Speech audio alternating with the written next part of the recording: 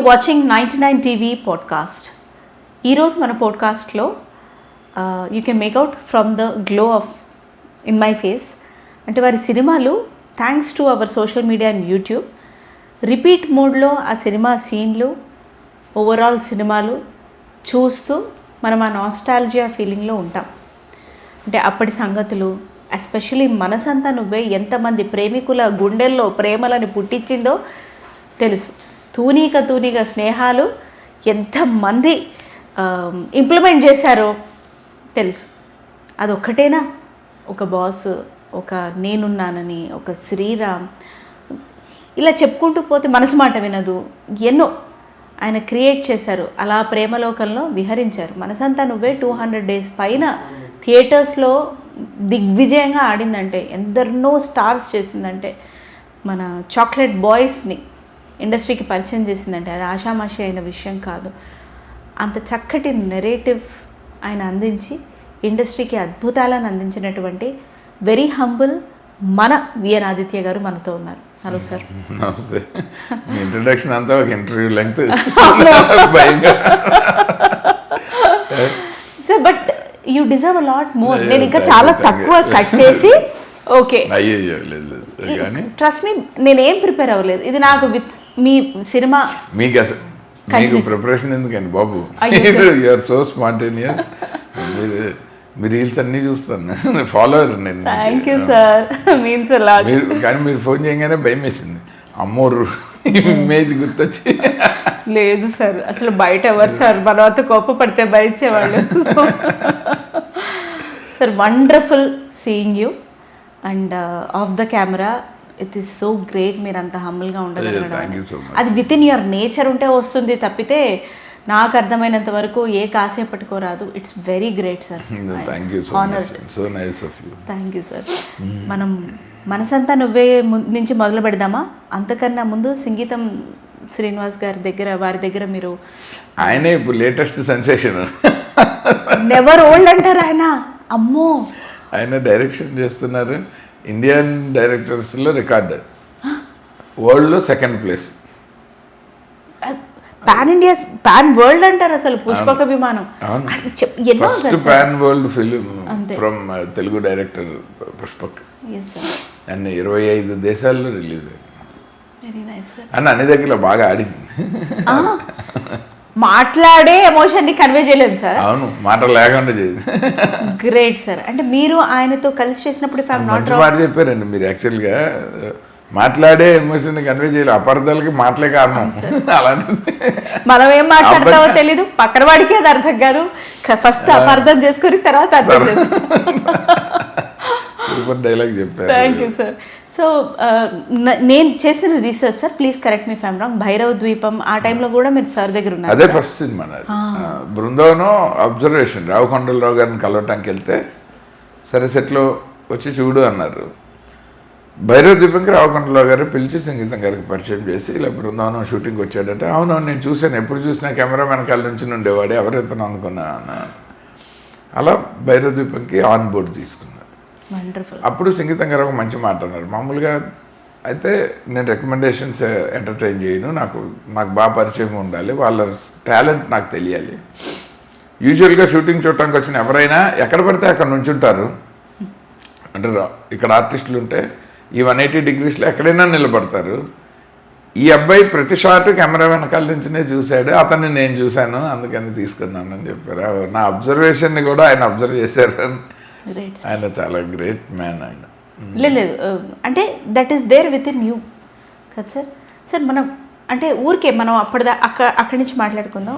For a boy it is not easy కదా sir. నేను సినిమాల్లో చేరతాను, అసలు బాయ్ అయినా గర్ల్ అయినా ఎవరి లెవెల్లో వాళ్ళకి చాలా కష్టం. అంటే ఫస్ట్ ఇంట్లో కష్టం, ఇంట్లో అసలు కెరీర్గా తీసుకోవటమే కష్టం. దాన్ని ఆప్ చేస్తున్నామని ఒప్పించడం పెద్ద కష్టం. ఎలా చేశారు సార్ అప్పుడు? ఒకసారి అలా రావుకొండలరావు గారికి పేజీలు కంటే దస్తాలు ఆయన భాషలో దస్తాలు లవ్ లెటర్లు రాసేవాడిని. ఆయన ఫస్ట్ చూసేవాడిని, అయ్యా నీ అసలు కొన్నాళ్ళకి పోస్ట్ బరువు చూస్తేనే ఇది నీదేని అర్థమయ్యేది. ఫస్ట్ పేజీలో చూసేవాడిని, లాస్ట్ పేజీలో చూసేవాడిని, మధ్యలో ఎప్పుడు చదవలే టైం లేక అన్నారు ఆయన. ఏది నేను బాగా పరిచయం అయ్యాక.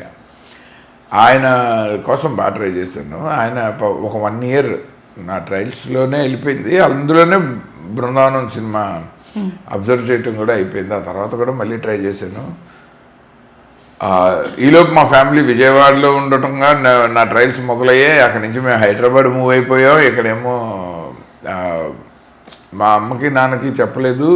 సో ఇలాగా మా పెద్దన్నయ్య రేణుగుంటలో ఉంటే అసమాటు వాడి దగ్గరికి వెళ్తున్నానని చెప్పి వెళ్ళిపోయేవాడిని. రేణుగుంటకి వెళ్ళేవాడిని. వాడికి వెళ్ళి కలిసి అంటే మరి మెయిన్ స్పాన్సర్ వాడే. వీళ్ళు అన్నయ్య దగ్గరికి వెళ్ళి రావడం వరకే వీళ్ళు, ఇంకా తర్వాత ఇంకేం తెలియదు కాబట్టి వాళ్ళకి నా ఖర్చులు కూడా తెలియదు. నేను అక్కడి నుంచి మెడ్రాసు వెళ్ళటం, మళ్ళీ రేణుగుంటకు వచ్చేసి నైట్లు పడుకుని మళ్ళీ పొద్దున్నే మెడ్రాస్కి వెళ్ళటం, ఇలా చాలా కాలం తిరిగాను. తిరిగినప్పుడు ఇంకా రావుకొండరావు గారు, నీ హ్యాండ్ రైటింగ్ బాగుంది. ఒక అసిస్టెంట్ డైరెక్టర్కి అప్పట్లో ప్రైమరీ క్వాలిటీ, ఇప్పుడంటే బైక్ ఉండాలి, ల్యాప్టాప్ ఉండాలని చెప్తున్నారు అసిస్టెంట్ డైరెక్టర్కి ప్రైమరీ క్వాలిటీస్లో. అప్పుడు రైటింగ్ బాగుండాలని చెప్పేవాళ్ళు. కానీ ఏ అసిస్టెంట్ డైరెక్టర్కి బుర్ర ఉండాలని ఒక్కరు కూడా చెప్పలేదు. అప్పుడు ఇప్పుడు కూడా అది కామన్ సెన్స్ ఉంటే డైరెక్టర్ అవుతాడు. ఎందుకంటే వాడు చేరాక కానీ తెలియదు బుర్ర. సో ముందు చేరటానికి ప్రైమరీ క్వాలిటీస్. సో నా రైటింగ్ బాగుండేది. మాకేంటంటే జెరాక్స్ మిషన్లు చాలా ఎక్స్పెన్సివ్ అప్పుడు, 92, 93. సో జెరాక్స్కి వెళ్ళకుండా ఒక scene paper number of times రాస్తున్నప్పుడు ఎవ్రీ టైము అదే ఫైనల్ వెర్షన్ అనుకుని మేము 6 కార్బన్ పేపర్లు పెట్టి రాయాలన్నమాట. సో అక్షరాలు బాగుండాలా, గట్టిగా రాసేటప్పుడు పేజీలు చిరిగిపోకూడదు. ఇలా రకరకాల కండిషన్స్లో అసిస్టెంట్ డైరెక్టర్ కష్టాలు ఉండేవి. సో భైరవదీపం సినిమాకి నేను బాగా ఎంజాయ్ చేశాను. అలా జాయిన్ అయ్యి ఇంట్లో కన్విన్స్ చేయటం మాకు వస్తే చెప్పారా సార్ జాయిన్ అయినప్పుడైనా? ఆ రావుకొండరావు గారు ఎస్ అన్న తర్వాత చెప్పారు. ఆయనకేమో మా అమ్మకి నాన్నకి ఇష్టం అని చెప్పేవాడు. ఎందుకంటే క్రాస్ చెక్ చేస్తారు, నాన్నకు బాగా పరిచయం. చివరికి ఆయనకి డౌట్ వచ్చి మీ నాన్నగారితో ఒక ఉత్తరం రాయించుకురా అన్నప్పుడు నేను అప్పుడు ఇంటికి వచ్చి చెప్తే పెద్ద పంచాయతీ. అంత పంచాయతీ మళ్ళీ ఇప్పుడు దాకా నా లైఫ్లో లేదు. మా నాన్న ఈజీగా ఒప్పేసుకున్నారు. అమ్మకి ఇష్టం లేదు సినిమా ఇండస్ట్రీ, లైఫ్ రిస్క్లో పెట్టుకోవటం ఎందుకు, మంచిగా చదువుకున్నాడు. నేను BSc first class, extra curricular యాక్టివిటీస్లో 340 ప్రైజులు. సో సివిల్స్ పాస్ అవుతానని ఒక నమ్మకం. లేదంటే ఇంజనీరింగ్కి వెళ్ళినా మళ్ళీ 4 ఏళ్ళు చేస్తే నేను ఇంజనీర్ అవుతానని నమ్మకం. ఏదైనా నేను చదువులో బాగా రాణిస్తానన్నది అమ్మకి. అంటే స్టూడెంట్గా బ్రైట్ స్టూడెంట్ ఎందుకు కెరీర్ బాగా చేసుకోవాలి. ఓ సెక్యూర్డ్ జాబ్లో వీడు ఒక్కడే ఉండగలడు అనుకుంటే వీడే రిస్క్ తీసుకుంటాడేంటి అని. సో నాకేంటంటే మా అన్నదమ్ములు 3 వాళ్ళిద్దరూ ఎలాగో బాగానే చదువుకున్నారు, వాళ్ళు బాగానే సెటిల్ అవుతారు. ఇంకా నాకు ఫ్యామిలీగా అమ్మ నాన్నని చూసుకోవటం అన్నది తప్పితే పెద్ద రెస్పాన్సిబిలిటీ ఏం లేదు. ఆయన బ్యాంక్ ఆఫీసరు, పెన్షన్ వస్తుంది. ఇంకా నాకు ఏం స్ట్రెస్ ఉందని లైఫ్లో నేను అనుకున్నది ఎందుకు చేయకూడదు అన్నది నాకు నచ్చింది చేయకపోతే ఇంకా ఈ లైఫ్ కాకపోతే ఇంకెప్పుడు చేస్తాం మనం. అలా నేను వాంటెడ్లీ సినిమాలు తప్ప రెండో పని చేయలే. స్ట్రైట్ 7th క్లాస్ నుంచి సినిమా ప్రపంచంగా బతికాను. నేను టెక్స్ట్ బుక్ని నవలు చదివినట్టు చదువుతా. నాకు అదొక్కటే ప్లస్ పాయింట్. నేను క్లాసెస్ అటెండ్ కాకపోయినా ప్రాక్టికల్స్ అవి ఫ్రెండ్స్ లెక్చరర్లు బాగా హెల్ప్ చేసేవాళ్ళు. నన్ను సగం లెక్చరర్లే. ఇప్పుడు కూడా నా ఫేస్బుక్లో ఫ్రెండ్ ఆయనే నన్ను పాస్ చేసింది, అన్నయ్య రవికుమార్ గారు, ఫిజిక్స్ ప్రాక్టికల్స్. ఎందుకంటే బాగా పేరు వచ్చేది కాలేజీలో. ఏ కాంపిటీషన్కి వెళ్ళినా ఫస్టో సెకండో వచ్చిందనో, గోల్డ్ మెడల్ వచ్చిందనో, ఇలా పేరు వచ్చినప్పుడు న్యాచురల్లీ లెక్చరర్స్ కొంచెం సపోర్టివ్గా ఉంటారు. ఎందుకంటే ఇన్స్టిట్యూషన్కి కూడా మంచి పేరు కదా. మేనేజ్మెంట్ కూడా చాలా ఎంకరేజ్ చేసేది. విజయవాడ పిబి సిద్ధార్థ కాలేజ్ ఇప్పుడు గోల్డెన్ జూబ్లీ సెలబ్రేషన్ ఈ 21st, 22nd అలమ్ని అందరం వెళ్తున్నాం, ఓల్డ్ ఫ్రెండ్స్. సో అలాంటి కాలేజీలో అంత కల్చరల్గా వాళ్ళు బాగా ఎంకరేజ్ చేసిన తర్వాత ఇంకా అసలే విజయవాడ ఒకే స్ట్రీట్లో రైట్ లెఫ్ట్ 14 థియేటర్లు. మంచి ఇంగ్లీష్ సినిమా ఏదైనా సెన్సిబుల్గా, అంటే మొత్తం ప్రపంచం అందరూ బాగా చూసే ఒక ఏమంటారు అప్పట్లో gone with the wind, 10 Commandments లాంటి ఒక గ్రేట్ ఎపిక్, బెన్ హర్ లాంటి సినిమా వచ్చినప్పుడు మా ఇంగ్లీష్ లెక్చరర్ కూడా ఉండేవాడు, ఆయన వేగుంట మోహన్ ప్రసాద్ గారు. సార్ అటెండెన్స్ ఇక్కడ తీసుకున్నాను. ఆయన చాలా బాగా ట్రీట్ చేసేవాడు ఆయన నన్ను. ఆయనకి నేనంటే చాలా ఇష్టం. English head of the department, Telugu Nagala Guruprasadarao గారు అని ఉండేవారు. నాగరాజు గారని ఇంగ్లీష్ పాఠాలు చెప్పేవాడు. అటు సుమిల్ శ్రీనివాసరావు గారిని తెలుగు లెక్చరర్, వై మధుసూదన్ రావు గారు, వీళ్ళందరూ నన్ను బాగా ఎంకరేజ్ చేస్తారు. నేను ఏం చేస్తాను నిజంగా నాకు ఇప్పటికిప్పుడు అడిగితే కూడా 10th అంటే ఆలోచించుకుంటా, కాలేజ్ అంటే ఎంత అంటే యువర్ జర్నీ సార్, మీ చంద్రబోస్ గారు ఒక మాట అనేవాళ్ళు, మనం బాగా గుర్తుపెట్టుకున్న క్షణాలే మనం బతికిన క్షణాలని. అవి నాకు ఎక్కువ బాగా మోస్ట్ సక్సెస్ఫుల్ పర్సన్ని కలిసారు సార్ లేదు. బికాస్ మెమరీ అంటే నాకు ఇప్పుడు ఫర్ ఎగ్జాంపుల్ ఎవరిని అడిగినా ఎందుకులే ఆ పాత జ్ఞాపకాలు ఇష్టమే ఉండదు అసలు గుర్తు చేసుకోవడం. మీకు నాకు లక్కీగా అలా లేవు, రిగ్రెట్స్ లేవు. కాబట్టి మీరు చదువు నవల్స్ లాగే చదివారు, మీ లైఫ్ కూడా ఒక నావలిటిక్ గానే జరిగింది, చాలా సరదా జరిగింది. కానీ ఆ ప్రేమ, ఆ సినిమా పైన ఆ ప్యాషన్, మనసంతా నువ్వేలో అట్లా చూపించారు మీరు. How did that happen sir? ఎందుకంటే ఇప్పటికీ ఒక డెబ్యూటెంట్ డైరెక్టర్ ఎంత అసిస్టెంట్ డైరెక్టర్గా ఒక బేస్ సెట్ చేసుకున్నా రావాలంటే కష్టమే, నమ్మాలంటే కష్టమే, డబ్బులు పెట్టాలంటే ఇంకా కష్టం. మీకు తెలియదు కాదు ఇది. అప్పుడు ఎలా అయ్యింది మనసంతా నువ్వే? హీరో సెలెక్షన్, హీరోయిన్ సెలెక్షన్ అంటే చిత్రం మోటివేషన్ వాళ్ళిద్దరు. Uday friend first day before మనసంతా నువ్వే. అప్పటికి ఇంకా ఎంఎస్ రాజు గారికి మొదటి సినిమా చేస్తానని కూడా తెలీదు. నాకు ఇండస్ట్రీలో చాలా ఆఫర్స్ ఉండేవి. మెయిన్గా రామానాయుడు గారికి చేద్దాం అనుకుంటుండేవాడిని. ఆయన అంటే ఇష్టం. నేను ఆయన కోసమే మెడ్రాస్ నుంచి రాగానే ఆయన దగ్గరే జాయిన్ అవ్వాలని, ఇంకా ఏ ప్రొడ్యూసర్ దగ్గర జాయిన్ అవ్వలేదు. ఆ సంస్థ నుంచే నేను డైరెక్టర్ అవ్వాలన్నది. ఎందుకంటే మెడ్రాస్లో నా కార్ డ్రైవర్ కూడా మీరు విజయవాహిని వాళ్ళ దగ్గర నుంచి బయటకు వెళితే వీళ్ళ నుంచే వెళ్ళి మూవీ మొగల్ కింద ఎదిగిన రామానాయుడు గారి దగ్గర నుంచి ఉండాలి తప్ప మీరు ఎవరు పడితే వాళ్ళతో పని చేయకూడదని చెప్తుండేవాడు ఆయన. అంటే అంత ఇష్టం ఆయన. నేను అక్కడ కో డైరెక్టర్గా పనిచేస్తూ టీవీ సీరియల్స్ చేసి, తమిళ సినిమాలు చేసి, తెలుగుని తమిళ్ మలయాళం హిందీలో డబ్బింగ్ ఇన్ఛార్జ్ కింద చేసి, ఇలా రకరకాలుగా వాయిని స్టూడియోలో ప్రతి పని నేనే చేశాను. ఎందుకంటే త్రూ ప్రొడ్యూసర్ నేను అసోసియేట్ డైరెక్టర్. అందులోనే సంగీతం గారితో 3 సినిమాలు మెయిన్ ఎంట్రీ ఆయన టీంలోనే.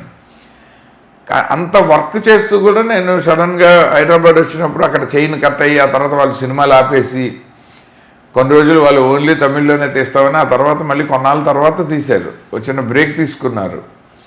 ఆ బ్రేక్లో నేను ఇక్కడ ఏం చేయాలి, మళ్ళీ ఓన్లీ సురేష్ ప్రొడక్షన్స్ తప్ప ఇంకెక్కడా చేయనని చెప్పి రామానాయుడు గారి దగ్గర మాత్రమే తిరుగుతుండేవాడిని. అనుకోకుండా మాధవపెద్ది సురేష్ గారు మాకు అక్కడ మ్యూజిక్ డైరెక్టరు, ఇక్కడ కూడా ఆయనే తాత మనోడు అని సినిమాకి. దానివల్ల నాకు ఎంట్రీ ఈజీగా ఉండేది. సురేష్ గారి దగ్గరికి వెళ్ళి అలా నాయుడు గారిని కలిసిస్తుంది. సురేష్ గారు ఇంట్లో పిల్లల్లో చూశారు, మళ్ళీ మెడ్రాస్లోనే అలాగే చూశారు, ఇక్కడ అలాగే.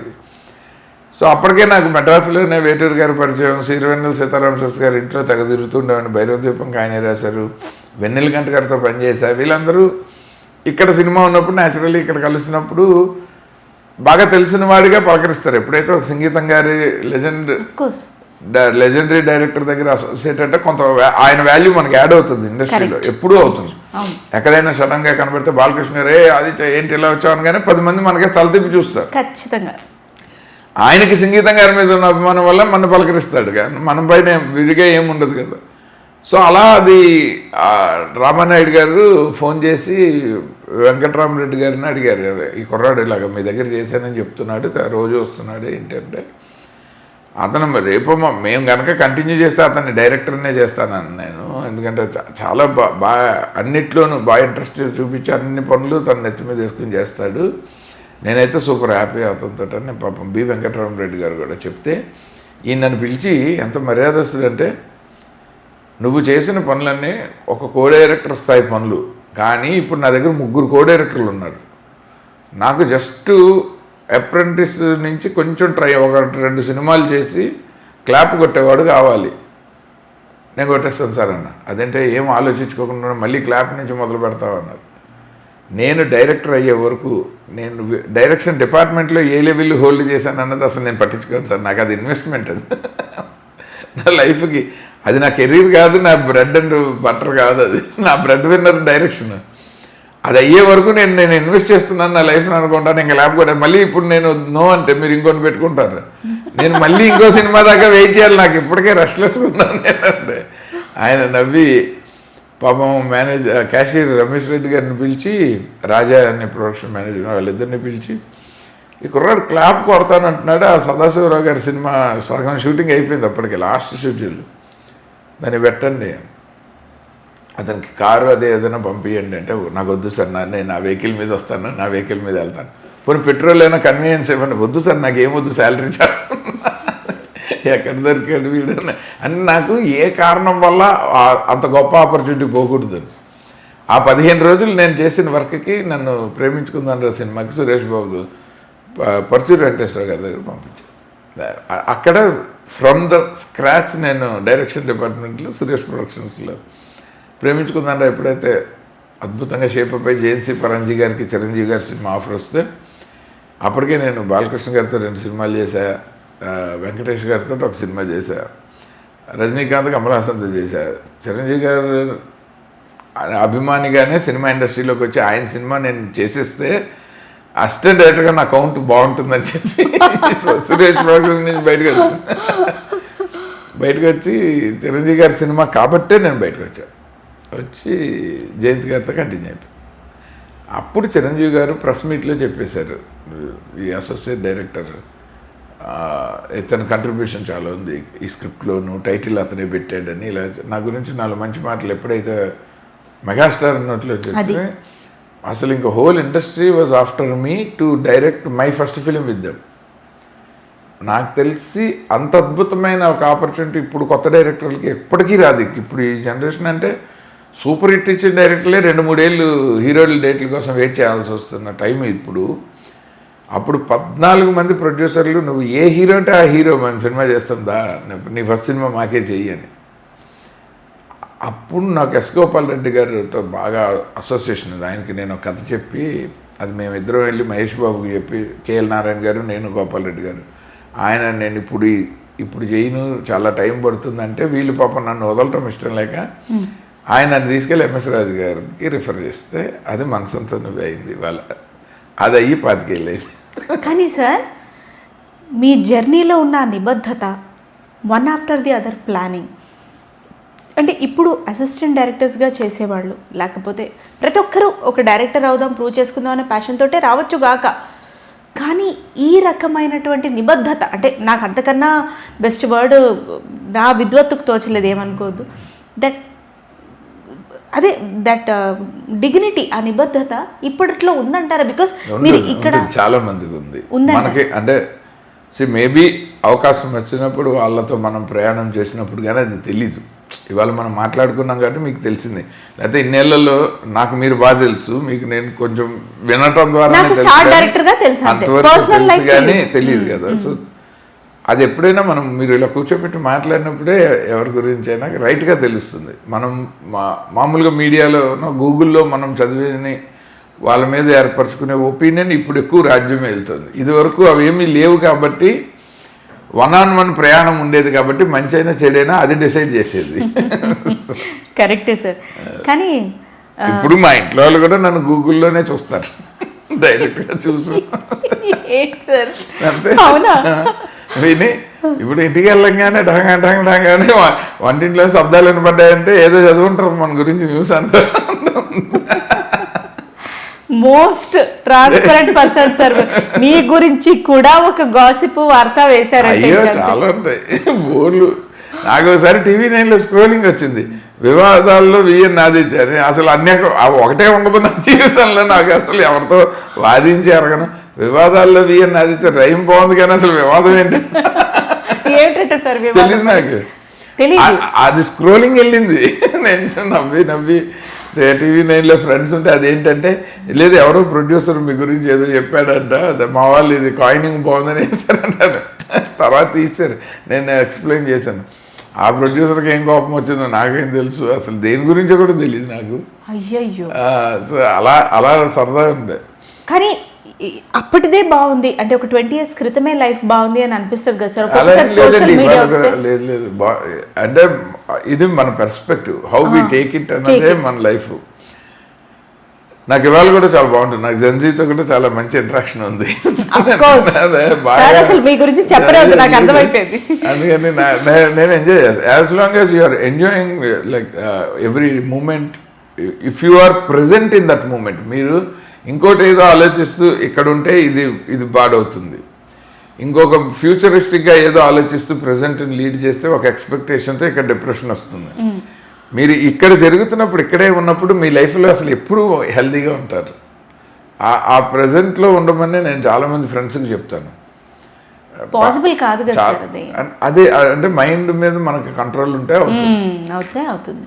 రైట్. ఇప్పుడు మన ఇన్నేళ్ళు ఇంతమంది పెద్ద పెద్ద రైటర్స్, పర్చు బ్రదర్స్ కానీ, భూపతి రాజా, సత్యానంద్ గారు, డివి నరసరాజు గారు, సంగీతం గారు హిమ్సెల్ఫ్ వాజ్ రైటర్, రావు కొండలరావు గారు పెద్ద రైటరు, ఇంతమంది జంజాల గారు, వీళ్ళ ముళ్ళపూడి వెంకటరమణ గారు, అంతమందితోటి క్లోజ్గా అసోసియేషన్ ఉండి వాళ్ళ రచనలు ఫాలో అయ్యి, మళ్ళీ పక్కన పొయిటిక్గానేమో వేటూరు గారు, సీతారామ శాస్త్రి గారు, చంద్రబోస్ గారు, ఇంత ప్రయాణానికి అర్థమేముంది? మనము ఏమీ నేర్చుకోకపోతే అదంతా టైం వేస్ట్. వాళ్ళ టైం కూడా వేస్టే, నాతో తిరిగి నన్ను ఎంటర్టైన్ చేసి. అందుకని దానికి ఒక వాల్యూ ఉండాలి. Wonderful sir. చాలా చాలా డీప్గా ఉంది మీ కాన్వర్జేషన్. అంటే లైటర్ నోట్గానే ఉంది, ఆలోచించగలిగితే చాలా డీప్గా ఉంది. మన పర్స్పెక్టివ్, మనం మైండ్ మీద మనం కనుక కంట్రోల్ తెచ్చుకుంటే న్యాచురల్లీ మనం ఏం పని చేస్తున్నప్పుడు అది యోగ సాధనలాగా, అంటే మన రెగ్యులర్ యోగా ప్రాక్టీస్ కాదు, యోగ సాధన, ఇట్ ఈస్ డిఫరెంట్. ఆ యోగ సాధన లాగా అదే పని చేస్తే చాలు, ఆటోమేటిక్గా ఫలితం మనం ఎక్స్పెక్ట్ చేసింది రాకపోవచ్చు కానీ పాజిటివ్ ఫలితం వస్తుంది. అది మన డెస్టినీ అవుతుంది. అది సూపర్ సార్. అయితే సరే, కొంచెం ఇంత దాకా వచ్చాం కాబట్టి కాస్త లిబర్టీ తీసుకొని ఈ క్వశ్చన్ నేను అడుగుతాను.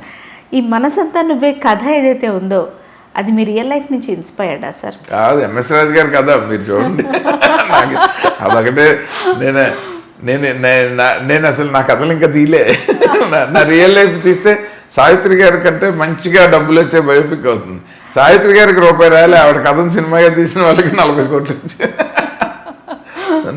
నా రియల్ లైఫ్లో అన్నీ ఉన్నాయి. అంటే అత్యంత దారుణమైన విషాదాలు ఉన్నాయి, విపరీతమైన నవ్వులు ఉన్నాయి, బోలంత అన్నీ, లైక్ వాట్ నాట్. ఒక కమర్షియల్ సినిమాకి కావాల్సిన ఎలిమెంట్లు ఉన్నాయి. ఇదివరకు తమ్మారెడ్డి భరద్వాజ్ గారు అంటుండారు, అసలు మీ బయోపిక్ తీయాలండి ఎవడన్నా. నాకు అనిపించింది సార్, నేను సార్ బయోపిక్ అని సాహసం చేయలేపాను కానీ సార్ రాయండి సార్ మీ జీవిత అనుభవాలు రాయండి అని అడుగుదాం అనుకున్నాను. నేను అంటే అండర్ గివెన్ ఛాన్స్ నేను ఎక్కడైనా ఇంటర్వ్యూలో కొన్ని చెప్తాను, కొన్ని ఏమో ఫేస్బుక్లో రాస్తాను డీటెయిల్గా, కొన్ని ఏమో ఇదివరకు రెగ్యులర్గా సాక్షికి, అంతకుముందు gotelugu.comకి రైటర్ శ్రీరాశ్రీ గారు అడిగితే కంటిన్యూస్గా రాసేవాడిని. అవి రాయటం ఆపేసాక కూడా ఇంకా విపరీతంగా వచ్చేసాయి ఇన్సిడెంట్స్ లైఫ్లో. ఇంకా జరుగుతున్న స్పీడ్లో అన్ని రాయలేక going with the flow. Very nice sir. కానీ సార్ ఆ సినిమా ఎందుకు ఇంకా మనసులో ఉండిపోయిందంటే ఎవ్రీ ఫ్రేమ్, అసలు భోగి మంటలో బామనేసాయి ఇవన్నీ ఎంత అద్భుతంగా, అంటే అంత చిన్న సీన్ కూడా మాకు గుర్తుంది అని అంటే ఎవ్రీథింగ్ భలే తీసుకెళ్లారు సార్ ఆ సినిమా. అసలు nothing like it. Uday Kiran గారు మీ ఫ్రెండ్ కాబట్టి అప్పుడు పిక్చర్లోకి వచ్చారు. అప్పటి నుంచే అనుకున్నాము అతనితో చేయాలి. అతను చిత్రం రిలీజ్ రోజే పరిచయం నాకు. మార్నింగ్ షో రిలీజ్ రోజు మార్నింగ్ షోకి దశరథ్ గారు, ఆర్పి గారు, కులశేఖర్ వీళ్ళందరూ నాకు ముందు నుంచి ఫ్రెండ్స్. అందరం ఒకే టైంలో సినిమాల్లో ఎవరి కెరీర్లు వాళ్ళు పర్సూ చేస్తున్నాము. సునీల్ కూడా ముందరనే ఫ్రెండు. ఆ ప్రయాణంలో వాళ్ళ సినిమా రిలీజ్ అయినప్పుడు నన్ను పిలిచారు, నేను వెళ్ళాను. వెళ్తే ఇంటర్వెల్లో చూస్తే నా పక్కన కూర్చున్నది ఉదయ్ కిరణ్. బాగా చేసావే నువ్వు, చిన్న కుర్రాడు, చాలా క్యూట్గా చార్మింగ్గా ఉన్నాడు. కెమెరాలో కంటే బయట ఇంకా బాగుంటాడు అతను. సో బిహేవియర్ కూడా చాలా బాగుంటుంది. సో మొదటి పరిచయంలోనే ఇతను అస్మదీలాగా అనిపించాడు. అంటే వీడు మనతో మింగిల్ అయ్యి వైబ్ ఉంటుంది కదా, ఎక్కడ నెగిటివ్ వైబ్ లేదు అతనితో. సో చాలా సరదా కలుపుకోలుగా ఉన్నాడు. అప్పటికి అతనికి కూడా నా గురించి వీళ్ళు ఇండస్ట్రీలో అప్పటికే నా జర్నీని వీళ్ళు పరిచయం చేశారు. ఇంకా రేపో మాపో డైరెక్టర్ అవుతానని తెలుసు. ఇళ్ళు కూడా పక్కన. అప్పుడు వీళ్ళు ఇక్కడెక్కడ ఉండేవాళ్ళు, ఎర్రమంజుల కాలనీకి దగ్గరలో అక్కడ ఉండేవాళ్ళు, తర్వాత మారారు, మా బేగంపేటకి మారారు. yes, అవును. ఆ తర్వాత సో కంటిన్యూస్ మేము ఆనంద్ నగర్ కాలనీ, సో రెగ్యులర్గా రావటం పోవటం అన్నీ ఈజీ ఉండింది మాకు. బాగా తిరిగే వాళ్ళము, సినిమాలు కూడా కలిసి చూసేవాళ్ళము. కథలు కూడా ఏ కథ రాసుకున్నా అతనితోటి చెప్తూ ఉండేవాడిని, ఈ కథ నువ్వే హీరో, ప్రొడ్యూసర్ దొరికితే ఇది చేస్తా అని. అలా ప్రతి కథలోనూ అతనే హీరో అని అనుకుంటూ చేశాం. ఆ టైంలో ఎప్పుడైతే గోపాల్ రెడ్డి గారు ఎంఎస్ రాజు గారిని కనెక్ట్ చేశారో, ఆయన దృష్టిలో ఏదైనా మంచి లవ్ స్టోరీ మహేష్ బాబు లాంటి వాళ్ళతో చేద్దాం, అంటే ఓ ప్రేమించుకుందాం లాంటి వైలెంట్ లవ్ స్టోరీ చేద్దామని. నాకు అసలు ఇమేజ్ ఉన్న హీరో వద్దు ఫస్ట్ సినిమాకి, కథలో క్యారెక్టర్ లాగా ఉండాలి, అప్పుడు ఒక మంచి హిట్ కొట్టాలని ఉండేది. కొడతాను, లేదంటే కనీసం డబ్బులు ఎక్కువ అవ్వవు, పోయినా ప్రొడ్యూసర్కి నష్టం రాకూడదు అనుకునేవాడిని. అది ఇప్పటికీ ఉంది. సినిమా ఆడితే ప్రొడ్యూసర్ బాగుంటే ఇంకో 4 సినిమాలు తీయాలి, పోతే ప్రొడ్యూసర్తో పాటు నేను కూడా రిస్క్లో ఉంటాను. ఆ అలవాటు మనసంతా నువ్వే నుంచి ఇవాళ వరకు ఉంది నాకు. సూపర్. అంటే ఎవరో డబ్బుల మీద మనం ఎక్స్పెరిమెంటల్ లైఫ్లో చేయకూడదు అన్నది నాకు నా ప్రొఫెషనల్ ఎథిక్స్. అది నేనేదో ఆలోచిస్తా, అది ఆడియన్స్ కనెక్ట్ అవుతారో లేదో థియేటర్లో పడే వరకు ఎవ్వడూ చెప్పలేడు ఇండస్ట్రీలో. మహామహులు ఫ్లాపులు ఇచ్చారు నా ఇండస్ట్రీ. నేనే ప్రేక్షకుల్లో కూర్చుని ఒకసారి చెప్పా రాఘవేంద్ర గారికి, సార్ మీరు సూపర్ హిట్ సినిమా వచ్చినప్పుడు అందరం కాళ్ళు ఎగరేసి తిరిగి వెళ్ళాలి సార్, అస్సలు మా రాఘవేంద్ర ఇలా గర్రం ముగిడి ఇచ్చాడు, చిరంజీవికి జగదేవిరెడ్డి అతలకు సుందరి ఇచ్చాడు, రౌడీ అల్లుడు ఇచ్చాడని. మీరే మళ్ళీ యుద్ధభూమి, మంచి దొంగ లాంటివి తీసినప్పుడు ఈ రాఘవేంద్ర గారు చేయలేదు, ఎవడో కో డైరెక్టర్ చేశారు అప్పు చెప్పాడు అనుకునే వాళ్ళం సార్ అంటే, ప్రేక్షకులు ఎంత మంచి వాళ్ళు అయ్యా అన్నది. సో అలా ప్రేక్షకుడి నుంచి వచ్చిన వాడిని కాబట్టి నేను ఎవరికి అలాంటి ఛాన్స్ తీసుకోలేదు ఇప్పుడు కూడా ఎవరైనా కొత్త ప్రొడ్యూసర్లు వస్తే నేను రెమ్యునరేషన్ లాభం వస్తే ఇద్దరు, నాకు జస్ట్ మంత్లీ శాలరీ లాగా చేస్తాను. ఎందుకంటే ముందు అసలు సినిమా బాగా తీయండి, పబ్లిసిటీ బాగా తీయండి, మీకు అసలు ఎంత వస్తాయి ఎంత పోతాయి ముందు ఆ లెక్కలు తేలిని నా సంగతి తర్వాత చూద్దరు. ఫస్ట్ రైటర్కి ఇప్పిస్తాను, టెక్నీషియన్స్కి ఆర్టిస్టులకి ఇప్పిస్తాను తప్ప నేను తీసుకుంటాను. ఇప్పుడు నా ముందర నా వల్ల ఒక పెద్ద హీరో బిఫోర్ రిలీజ్ అయ్యే డబ్బులు తెచ్చేంత హీరో లేనప్పుడు, నా వల్ల రానప్పుడు ఇంకా వాళ్ళ డబ్బుల మీద మనం ఎందుకు ఎక్స్పెరిమెంట్ చేయటం అనుకుంటాం. వెరీ డీప్ క్వశ్చన్ సార్, దీన్ని లైట్ హార్ట్ అని చేస్తా. మరి ఇలాంటి టైంలో ఇంట్లో గిన్నెలు శబ్దం కావా సార్? ఎంత వస్తాయి, అందుకే చెప్పా గ్యారంటీ. నన్ను కొట్టలేదు అంతే, ఇంకా నెక్స్ట్ గిన్నె బదులు నేను పడిపోవాలి, లాస్ట్ స్టేజ్ అది. ఇంకప్పుడు రిటైర్మెంట్ ప్రకటిస్తా, ఎముకలు ఇరిగాయి. వద్దు సార్, వద్దు, అస్సలు వద్దు. అసలు I'm strongly manifesting your another super hit movie. ఈ 1-2 years లో మీరు తీసేయాలి. అందులో సర్ప్రైజ్ ఈ సినిమా ఇప్పుడు రిలీజ్ అవటం. నేను తీసిన సినిమా ఏదైనా ఈ ఇయర్ రిలీజ్ అవుతుందని బలంగా హోప్ఫుల్గా ఉన్నా. అయిందిగా, అదే ఇప్పుడైంది. అంతే, అసలు నేను అదే అన్నా. అంటే అలా రాసి పెట్టుంటే మీరు అన్నట్టు మేనిఫెస్ట్ చేస్తే మనసంతానుగా అప్పుడు హిట్ అవ్వటం ఎంతో. 25 years తర్వాత అసలు ప్రొడ్యూసర్ దగ్గర కూడా రైట్స్ లేని సినిమా సడన్గా హనుమాన్ సినిమా తీసిన ప్రొడ్యూసర్లు ప్రైమ్ షో వాళ్ళు, మన నిరంజన్ రెడ్డి గారు, చైతన్య రెడ్డి గారు, శ్రీమాత క్రియేషన్స్ అని రవికాంత్ రెడ్డి గారు, రఘురామ్ రెడ్డి గారు, వీళ్ళు 4 కలిసి దీన్ని world wide theatrical distribution rights కొని దాన్ని 4K కన్వర్షన్ చేసి, పబ్లిసిటీ చేసి, డిజిటల్ ప్రమోషన్లు చేసి, అసలు యాజ్ ఇఫ్ వాళ్ళు ఇప్పుడు సినిమా తీసి రిలీజ్ చేసుకున్నంత హంగామా దీన్ని చేసి, అవును, అందులో Feb 14th మనసంతానువే. అండ్ ఇది విచిత్రం ఏంటంటే అప్పుడు కాంపిటీషన్లోనే కొట్టింది. ఏంటంటే పెద్ద పెద్ద సినిమాలు ఉన్నాయి, గుర్తుంది నాకు. అవును, దసరాకి October 19th 2001లో. ఇప్పుడు రిలీజ్లో కూడా ఇంకో టాప్ 2 films ఉన్నాయి, ఆరెంజ్ అండ్ లవ్ స్టోరీ. ఇప్పుడు కాంపిటీషన్లోనే పడింది. సోలో రిలీజ్ దీనికి ఎప్పుడూ లేదు ప్రాప్తం. 50 ఏళ్ళప్పుడైనా ఉంటుందేమో చూడాలి సార్. కానీ ఒకటి, అంటే ఏదో బాధలో మాట్లాడుతున్నాం కాదు, ఈ సినిమా గురించి మాట్లాడుతున్నంతసేపు మనం ఎంత అవాయిడ్ చేద్దాం అనుకున్నాం చేస్తాడు అతను చాలా సార్. అతను తెర మీద కనబడి ప్రేక్షకుల్ని హాంట్ చేస్తాడు, రియల్ లైఫ్లో కనబడి అతనితో రిలేషన్ ఉన్న వాళ్ళందరినీ హాంట్ చేస్తాడు. ఈ యాక్ట్ వల్ల ఇప్పటికీ హాంట్ చేస్తూనే ఉంటాడు ఇంకా కోపంతో. అంటే ఎందుకు ఎందుకు ఎందుకు చేయాలి? తీసుకున్నావు ఆ ఆ డెసిషన్? decision అనుకో. ఆగలేకపోయా అంటే మన చుట్టూ ఉన్న వాళ్ళని మూమెంట్ తిడతారు. కదండి అవును సార్, బతకటానికి, వన్ సింగిల్ మూమెంట్ అంతే. అది లేకపోయింది ఆయనకి పాపం. యాజ్ అన్ యాక్టర్ ఆయన గురించి కూడా చెప్పండి సార్. అంటే వాళ్ళిద్దరి ఆన్ స్క్రీన్, ఎందుకంటే చిత్రం కంప్లీట్ డిఫరెంట్ స్టోరీ, ఎంత ఆన్ స్క్రీన్ కెమిస్ట్రీ ఇంకేదైనా ఉన్నా, అండ్ ఇది కంప్లీట్ డిఫరెంట్ స్టోరీ. అందరినీ ఒక ఫ్యామిలీ లాగా, సుధా గారు మదర్ క్యారెక్టర్, శిరీష గారు చెల్లెల్ క్యారెక్టరు, ఇట్లా అందరూ మీరు చెప్పండి సార్. చంద్రమోహన్ గారు ఒకరు కాదు, సునీల్ గారు, వీళ్ళందరూ నాకు ఎక్సెప్ట్ సురేష్ గారు తప్ప, ఇంక్లూడింగ్ పావలా శ్యామల్ గారు, అందరూ ముందరే బాగా తెలుసు, అందరితో వర్క్ చేశాను, బాగా పర్సనల్గా క్లోజు. శిరీష్ గారిని మేము బాగా కష్టపడి వెతికాము, ఎందుకంటే ఆ ఏజ్లో ఆ టైంలో ఏ అమ్మాయి ఉదయకిరణ్కి సిస్టర్గా చేయడానికి ఒప్పుకోలే. అప్పటికే చిత్రం నువ్వు నేను అతనికి కొంచెం అమ్మాయిలో బాగా ఫాలోయింగ్ వచ్చేసింది. అవునవును సార్, హర్ట్ అవుతారు ఆర్టిస్టులు కూడా. మా ఫేవరెట్ హీరోని మేము అన్నయ్య అని పిలవాలా? అన్నయ్య. అండ్ కొంతమంది ఏమో ముందరే చెల్లెలు క్యారెక్టర్ చేస్తే ఆ ముద్ర పడిపోయి ఇండస్ట్రీలో మళ్ళీ యాక్టర్స్ అవ్వలేము అనుకున్న వాళ్ళు ఉన్నారు. అలా ఎవరు కాస్త ఉదయకిరణ్ సిస్టర్ ఇంపార్టెంట్ క్యారెక్టర్, ఆ అమ్మాయి వల్లే తను లవ్ త్యాగం చేయాలంటే ఆ అమ్మాయి బాగుండి అందరూ పెర్ఫార్మర్ అయ్యి ఉండాలా. చూడగానే హీరోయిన్ ఎంత ఇంపార్టెంట్, చెల్లెలు అంత ఇంపార్టెంట్. ఎందుకంటే సార్ చాలా స్ట్రాంగ్ క్యారెక్టర్ ఈ సినిమాలో. బేసిక్ కాన్ఫ్లిక్ట్ ఆఫ్ ఇంట్రెస్ట్ ఆ అమ్మాయి సినిమాకి అసలు ఎవ్వరు దొరకలే పాపం. శిరీష్ గారు లక్కీగా ఆవిడ చాలా బాగా చేశారు, చాలా క్యూట్ ఇన్నసెంట్. ఆవిడ బయట అంతే, ఆ ఇన్నసెన్సే తెర మీద కనబడింది. Every character is real sir. అంటే హ్యావింగ్ సెడ్ దట్ విలనిజం ప్రకటించే క్యారెక్టర్స్ కూడా రియల్ అని నేను చెప్పను సుమి, కానీ రియల్ గా యాక్ట్ చేశారు భరణి గారు కాబట్టి ఆయన రెండు అద్భుతంగా చేస్తారు. కాబట్టి నాకు అప్పుడు రెండే ఆప్షన్లు, ఆవితి ప్రసాద్ గారు, భరణి గారు. ఆవితి ప్రసాద్ గారు అయితే ఫస్ట్ సీన్లో ఆయన క్లోజప్ వేయంగానే ఈయన విలను అని తెలిసిపోతుంది. భరణి గారు అయితే ఒక ఎడ్జ్ తీసుకొచ్చి ఈయన మంచివాడా చెడ్డవాడా, ఒక రియలిస్టిక్ ఫాదర్, సిచ్యువేషనల్గా అతనికి విలన్ అవుతాడు, కూతురు మీద ప్రేమ ఉన్నప్పుడు జెన్యున్గా ఉంటాడు. సో ఈ ఎడ్జ్ కోసం నేను భరణి గారికి వెళ్ళి.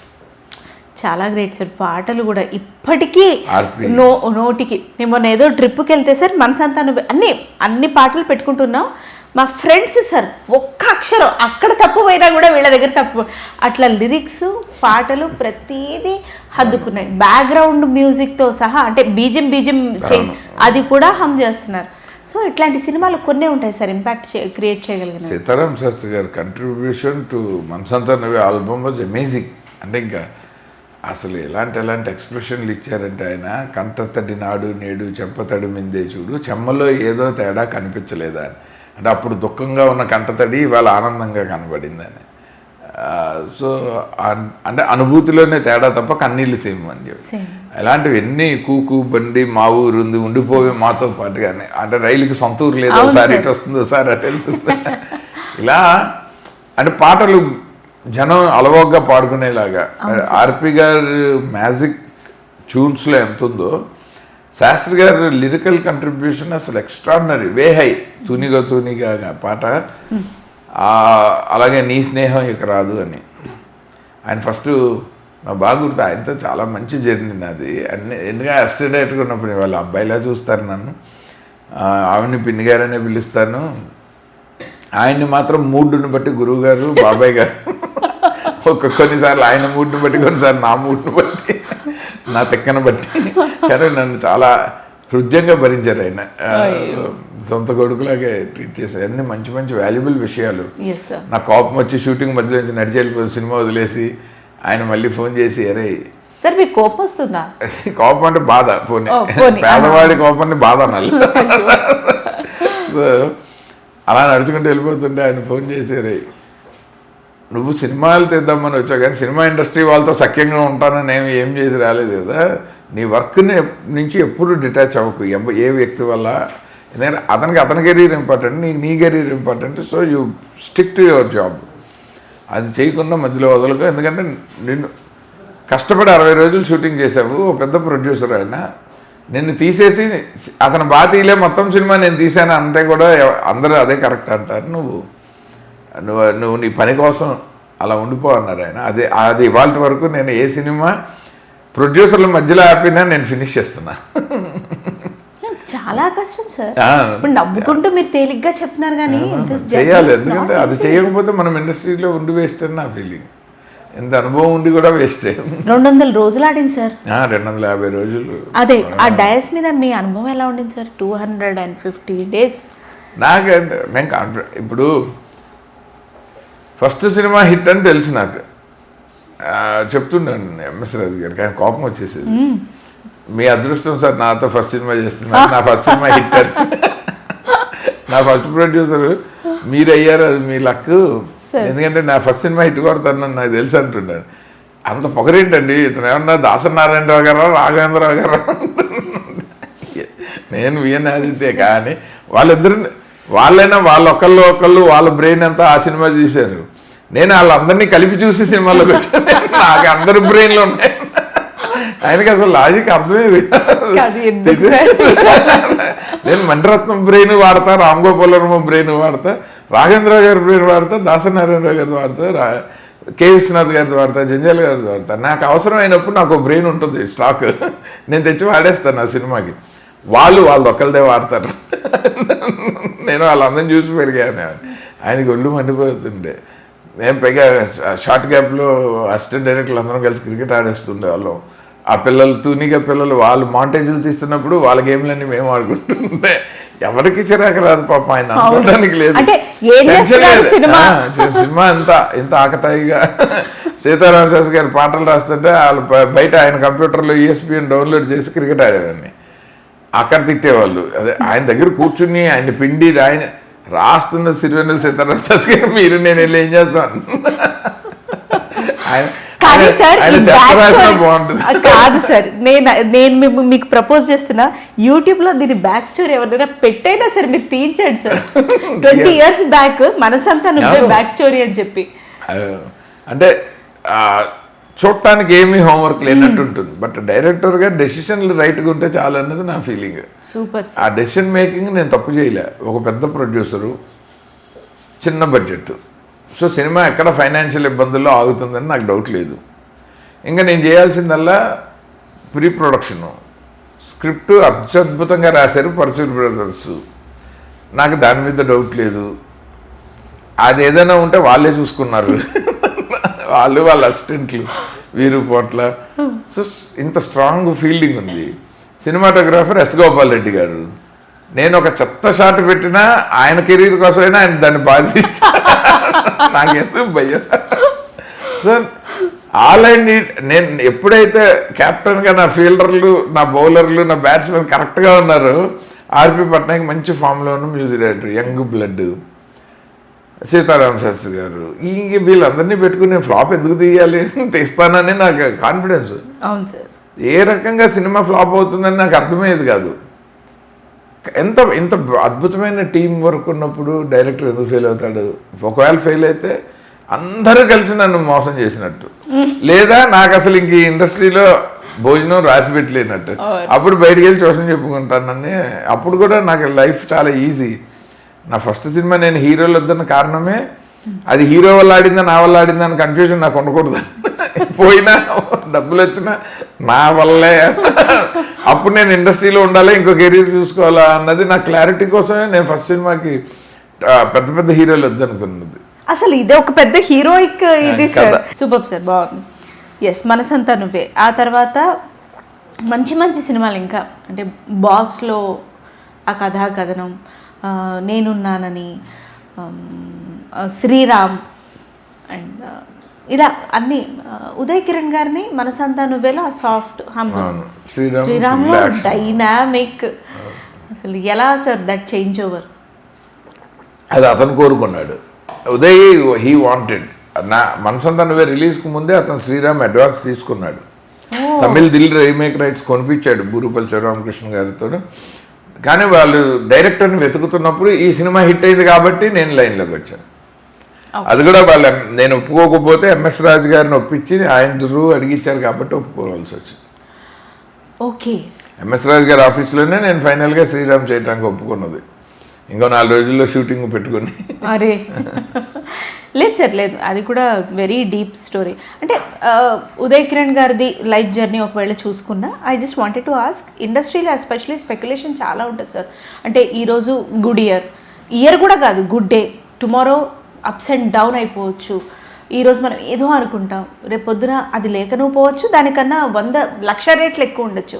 So as a most experienced person, ఎందుకంటే మీ లైఫ్ కూడా అంతే ప్యారలల్గా చూసి అప్స్ అండ్ డౌన్స్, ఎవ్రీథింగ్ మీరు ఎన్నో సంస్థలకి అడ్వైజరీగా ఉన్నారు, ఎన్నో స్టోరీస్ని తెర మీదకి తెచ్చారు, ఇన్ని ఉన్నాయి. ఈ అప్స్ అండ్ డౌన్స్ని ఎలా ట్రీట్ చేయాలి సార్? అదే చెప్తున్నా, ప్రెసెంట్లో ఉంటే ఇది అప్పు తెలీదు, డౌను తెలీదు, అప్పుడు ఎక్కడ ఉన్నాం అదే లైఫ్. కానీ ఉండలేం కదా సార్, ఇప్పుడు ఆ లైమ్ లైట్, ఆ సక్సెస్, ఆ స్టార్డమ్, ఆ లైట్స్. అప్పుడు అయినా ఎప్పుడైనా మన ఇంటిగ్రిటీ, మన రెస్పెక్ట్ కోల్పోయినప్పుడు మనకి డిప్రెషన్ వచ్చేస్తుంది. అప్పుడు ఎదుటి వాళ్ళ బిహేవియర్లో తేడా వస్తుంది. నేను అసిస్టెంట్ డైరెక్టర్గా ఉన్నప్పుడు ఎలా ఉన్నాను, డైరెక్టర్ అయ్యాక అలాగే ఉన్నాను, హిట్ కొట్టినప్పుడు అలాగే ఉన్నా, ఫ్లాప్ కొట్టినప్పుడు అలాగే ఉన్నా, ఇప్పుడు పని సినిమా చేస్తున్నప్పుడు అలాగే ఉన్నా. సో బేసిక్గా నేను యాజ్ ఎ క్యారెక్టర్ నేను చేంజ్ అవునంతసేపు నా మీద ఎదుటి వాళ్ళ అభిప్రాయం కూడా మారదు. వాళ్ళు వేరే వాళ్ళ విని మారాల్సిందే తప్ప నాతో ప్రయాణంలో మారకుండా ఉంటే నాకు చాలు. ఇప్పుడు మిమ్మల్ని అడిగితే మీరు 2 మంచి మాటలే చెప్తారని నాకు నమ్మకం ఉంటుంది. ఖచ్చితంగా. అదే మీకు ఇంకెవరైనా చెడు మాటలు చెప్పచ్చు నా గురించి, అది ఓకే, అది మీ ఇష్టం. బట్ అలా ఉండొచ్చు అంటున్నా. అది ఈ ఈ ఈ సూక్ష్మం తెలిసిన తర్వాత లైఫ్ బికమ్స్ ఈజీ. అనవసరమైన స్ట్రెస్ పెట్టుకున్నాను. నేను పనిచేసిన సంగీతం గారికి అసలు ఇంత స్ట్రెస్ ఉండదు, సినిమా తప్ప రెండో వ్యాపకం ఉండదు. ఇప్పుడు సంగీతం గారు సచ్ ఎ ప్లెజెంట్ మ్యాన్. ఆయన ఎంత కూడా స్ట్రెస్ ఉండదు, కోపం ఉండదు ఎవరిని. నాలాంటి కొత్తగా చేరిన అసిస్టెంట్ డైరెక్టర్ని కూడా అండి అంటారు. వర్క్ తప్ప రెండో ఆలోచన ఉండదు. ఇంటికి వెళ్ళినా అదే, సెట్లో ఉన్నా అదే, ఎప్పుడు పనే, ఇంకేం రెండో థాట్ ప్రాసెస్ లేని ఆయన. అలాంటి ఆయన దగ్గర చూసి నేర్చుకున్న తర్వాత మనం ఎందుకు అంత స్ట్రెస్ఫుల్గా ఫీల్ అవుతాం అంటే ప్రతి చిన్నది లాక్కుని పీక్కుని ఏం సాధిస్తాం. అండ్ ఇవాళ వరకు నా జీవితంలో ఆయనతో నాకు లాస్ట్ భైరవదీపం 92 అంటే ఇప్పుడు 26 కదా. సో దాదాపు 24-25 ఏళ్ళ పైన, 24 30 సంవత్సరాల పైన ప్రయాణం, 34 ఏళ్ళు ఆయనతో నా జర్నీ. ఇప్పటివరకు ఆయన మా ఇద్దరి ప్రెసెన్స్లో లేని 3వ వ్యక్తి గురించి ఆయన ఇప్పటిదా మాట్లాడాల చెడుగా. అంటే ఇది ఈ క్వాలిటీ ఇప్పటి సమాజంలో సార్, నాకు తెలిసి మీరు అంతే. ఈ క్వాలిటీస్ మీ అందరిలో ఉన్నవి, ఇది ఒక్కటి చాలు సార్ దైవంగా బతకడానికి. సుఖంగా ఉంటాం. దానివల్ల అసలు ఎలాంటిది ఉండదు.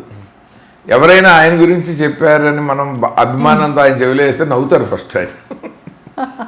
అండ్ రెండో క్వశ్చన్ అడగరు, ఇంకా వాళ్ళు ఏమన్నారు, ఆ తర్వాత ఏమన్నారు, ఏమన్నారు, ఆహాహా అని వెళ్ళిపోతారు.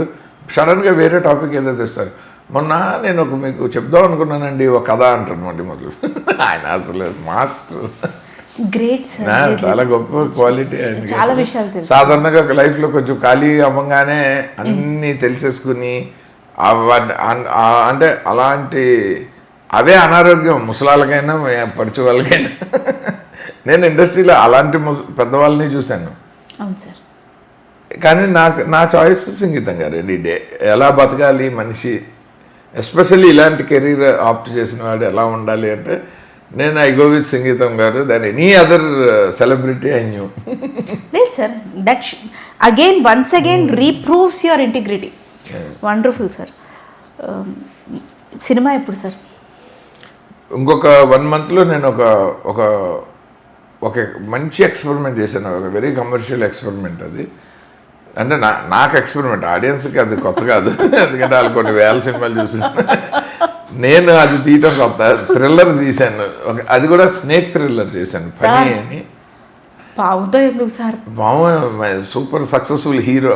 అది ఇప్పటిదాకా ఫెయిల్యూర్ లేని 1 and only హీరో పామే ఈ తెలుగు ఇండస్ట్రీలో. ఇప్పుడు డబ్బులు వచ్చే సినిమా తీయాలి. హీరో పేరు చెప్తున్నారని అది నిజం. డబ్బులు వచ్చే సినిమా తీయాలంటే ఇదర్ వైలెంట్గానో, మోతాదుకు మించిన రొమాన్సునో, ఏదో ఒక లైన్ క్రాస్ చేయాలి. లేదు అసలు మనది కాని స్క్రీన్ ప్లేలోని మనం నేర్చుకుని చేయాలి. నేను 1.5 year నేర్చుకుని వరల్డ్స్ గ్రేటెస్ట్ థ్రిల్లర్స్ అన్నీ 1 line ఆర్డర్లు రాసుకుని ఒక కథ అనుకుని నేను థ్రిల్లర్లో ఒక కథని ఇప్పుడే కొత్తగా ఇండస్ట్రీకి వచ్చిన డైరెక్టర్ లాగా ఒక హోంవర్క్ చేసి మళ్ళీ ప్రొడ్యూసర్ల కంటే ముందు నాకే భయం వేసి నేను డైలాగ్ వెర్షన్ అంతా రాయించుకుని రైటర్ పద్మావతి మల్లాది గారు ఆ డైలాగ్ వెర్షన్ని ప్రవీణ్ అని ఒక ఆయనకి ఇచ్చి కంప్లీట్గా ఏఐలో మోషన్ పిక్చర్ లాగా కలర్ ప్యాలెట్తో సహా mood graph complete 340 pages story board వేసి సినిమా చూసుకుని కంటిన్యూస్గా పేజీలు తిప్పుతుంటే సినిమాలా కనబడుతూ ఉంటుంది. సినిమా చూసుకుని every scene with dialogue story బోర్డులో చూసుకొని అమ్మయ్య ఇది నేను తీయగలను. మోస్ట్ అప్గ్రేడెడ్ ఫిల్మ్ ఆఫ్ 2026 ఎందుకంటే ఏఐని ఇంత ఎవ్రీ ఫ్రేమ్ కి 2 years బిఫోరే ఇంత ఎవ్రీ ఫ్రేమ్ కి వాడడం. ఇప్పుడు దాని మీద ఎక్స్పెరిమెంట్లు జరుగుతున్నాయి. ఏఐలో మోషన్ కంట్రోల్ రాదు. నేను 1.5 year బిఫోర్ జునైద్ సిద్దికీ గారని ఆయన మన ఎడిటర్ ఈ పని మీకు కూడా ఆయన పెట్టుకుని ఎందుకంటే ఆయనకి CG and VFX ఇన్ఛార్జ్గా ప్రైమ్ ఫోకస్లో ఎక్స్పీరియన్స్ ఉంది before he became an editor. So రెండూ తెలిసిన వాడే కావాలని నేను ఆయన ఆప్ట్ చేసి the kind of experiments he did on AI 1.5 year before ఇప్పుడు ప్రాక్టీస్లోకి వస్తున్నాయి అవి. సో పని సినిమాకి అవి చాలా హెల్ప్ అయ్యాయి. అంటే ఒక సిల్లీ క్వశ్చన్ అడుగుతాను సార్ ప్లీజ్, నిజంగా పాముని వాడారా? వాడాక 18 రోజులు ట్రైన్డ్ స్నేక్. సార్ ఎంత ట్రైన్డ్ అయినా అది స్నేకే కదా సార్. స్నేకే కానీ హార్మ్లెస్, దానికి విషం ఉండదు. అండ్ మన కథలో కూడా పాముకి విషం పీకేస్తారు అయినా పగ ఉండిపోతుంది. ఇప్పుడు విషం లేని అయ్యో చెప్పకండి సార్ చెప్పండి. ఇది చెప్పచ్చు, ఇదే ఇంట్రెస్ట్ సినిమాకి. విషం ఉంటే పోలీసులు 2 రోజుల్లో పట్టుకుంటారు అమెరికా లాంటి దేశాల్లో. ఇక్కడ కూడా మనం నాదస్వరం తెచ్చేసిన సంఘటనలు ఉంటాయి కానీ విషయం లేదు, మనుషులు చంపుతుంది. ఇప్పుడు అది ఎవరు చంపుతున్నారో కూడా తెలియదు, అసలు పాము ఉందో లేదో కూడా తెలియదు. Super sir. ఎప్పుడు సార్ రిలీజ్? 1 monthలో మీరు చేద్దరు ఆ రిలీజ్ ఇంటర్వ్యూ కూడా. అరే ఐ విల్ బి హానర్డ్. అప్పుడు మాత్రం పాము గారిని హీరో గారిని తీసుకురాకండి సార్. హీరో ఇంటర్వ్యూ మాత్రమే మీరు చేయండి. ఎందుకు సార్? నేనంటే ఇష్టం అన్నారు, నా వరకు నచ్చుతున్నారు. మీరు అమ్మోరు పాప మీకేంటి భయం అసలు? వద్దు సార్ అట్లాంటివి. మీరు చాలు సర్ప్రైజ్. అనిల్ రావుపూడి గారిని అడిగినట్టు డిస్ట్రిబ్యూషన్ రైట్స్ అడిగితే బాగుంది అన్ను అయితే అడుగుతా. ఉత్తి అడిగి వదిలేస్తే కుదరదు, కొనాలి. బాగుంది. Super sir, wonderful. సరే ఓకే, పాము గారు హీరో గారు అదే ఓకే. ఇది మళ్ళీ క్యాథరిన్ పని, క్యాథరిన్ తెరిసా ఓకే బాగుంది. పాన్ ఇండియా సినిమా, ఎందుకంటే పావు గారు మాట్లాడలేరు, సైలెంట్. సరే ఓకే. దాని తర్వాత మళ్ళీ ఒక మంచి లవ్ స్టోరీ సార్. ఇప్పుడు ఉన్న అంటే నేను విరక్తి చెందుతున్నాను కాదు, ఆ ఇన్నసెంట్ ఎమోషన్తో కూడుకున్నటువంటి ఇంకో మంచి ఫ్యామిలీ లవ్ ఎంటర్టైనర్ కావాలి సార్ మాకు. నుంచి ఈ మధ్య 2 మంచి లవ్ స్టోరీలు లాక్ చేశాను. అందులో ఒకటి పెద్ద రైటర్ ఆయన లక్ష్మీ భూపాల్ గారు. అదే అవకాశం దొరికితే అది చేద్దామని ఉంది. చేయండి సార్ ప్లీజ్. దాని టైటిల్ కూడా ఈ February 19th అలాగా అనౌన్స్ చేద్దాం అనుకున్నాం. లక్ష్మీ భూపాల్ గారు సార్, ఓ మాట ఏంటి సార్, ఓ బేబీకి ఆయన వల్ల సో డెఫినెట్గా మీతో ఎలాగో వర్క్ చేయాలి. చూసారా ఇక్కడ నేను లాక్ చేశాను సార్. కాదు మీరు ఓబేబీలో చూసినప్పుడు అండ్ మీ రీల్స్ చూసినప్పుడు ఎవ్రీ టైం అనుకుంటాం, నేను పని సినిమా ఇండియాలో షూటింగ్ చేయలేదు కాబట్టి సార్ ఆగిపోయేది తీసుకొచ్చి యాక్ట్ చేయండి సార్. నాకు అంత ధైర్యం లేదు, ఏదో మాట్లాడతానంతే. అమ్మో అయ్యో పాము సార్, మీ ఏజ్లో ఒక అమ్మాయిని చంపుతుంది, మిమ్మల్ని పెట్టుండాల్సిందే. అది రియల్ పాముతో ఇంటరాక్షన్ ఉన్న ఏకైక క్యారెక్టర్. అంటే ఏ రకంగా దీన్ని అభిమానం కింద పరిగణించమంటారు? మీలో ఒక ధైర్యాన్ని పెంపొందించే ప్రక్రియ ఇది. ఎందుకు వద్దు ధైర్యం ఎందుకు సార్? ఇప్పుడు పరిమాణంలో పెంపొందించుకోవటం నాకు అర్థం వద్దు సార్. నాకు సరే అయితే మనుషులతోటే నాకు తప్పకుండా. లవ్ స్టోరీ కాబట్టి మీకు ఇలాంటివి ఏమి ఉండవు. లవ్ స్టోరీలో యూజువల్లీ సరే ఫైట్లు ఎలాగో తక్కువ ఉంటాయి, ఉన్న కథలో భాగంగా ఉంటాయి. చేస్తా సార్. అవునా? వితౌట్ డూప్ చేస్తా. ఇప్పుడు మళ్ళీ సరదాగా 20 ఫ్లోర్ నుంచి మీరు మీ వారితో చేసేది కాదు, రౌడీలతో చేయాలి చేద్దాం సార్. మిమ్మల్ని ఏమన్నా ఓకే వెల్ ట్రైన్ లాగా ఉన్నారు. అసలు మీ ఆయన్ని నేను ఇంటర్వ్యూ చేయాలి సార్. ఏంటండి ఏదో మీ అభిమానం. సో అలా తర్వాత ఒక young lady writer cum director అమ్మాయి తేజస్వి శరణ్య అని తను ఒక కథ చెప్పింది. ఈ రెండింటిలో రెండు మంచి లవ్ స్టోరీలు నేను విన్న వాటిలో. సూపర్ సార్, రావాలి సార్ ఇయర్ మళ్ళీ. ఏది ముందు పట్టాలిస్తే అది బ్యాక్ టు బ్యాక్ రెండు చేద్దాం మనం. ప్లీజ్ ఎందుకంటే we are as an audience fans Manasantha Nuvve చూస్తున్నప్పుడు ఇవన్నీ 3 సినిమాలు, ఒక థ్రిల్లర్ సార్ నుంచి ఎక్స్పెక్ట్ చేస్తున్నాం మేము నెక్స్ట్ మంత్, ఇంకో 2 లవ్ స్టోరీలు ఎక్స్పెక్ట్ చేస్తున్నాం అని మైండ్లో పెట్టుకొని సినిమాకి వెళ్తాం మేము February 14. తప్పకుండా. So thank you so much for your wonderful time sir. Thank you so very much. మీది కాబట్టి కొంచెం సరదాగా మాట్లాడేశాను. Thank you sir, thank you. And yes, మీరు ఇవాళే ఫస్ట్ టైం పరిచయం కానీ అవును అలా అనిపించదు. అంటే మీరు బాగా తెలిసి మిమ్మల్ని చిన్నప్పటి నుంచి చూస్తున్నట్టే ఉంటుంది. Thank you sir. అదే మనం పని రిలీజ్ ఇంటర్వ్యూ కూడా ప్లాన్ చేద్దాం సార్, తప్పకుండా. కాకుండా. తప్పకుండా. Thank you sir. థ్యాంక్స్ అండి. Thank you so much sir. Thank you. It was nice having you.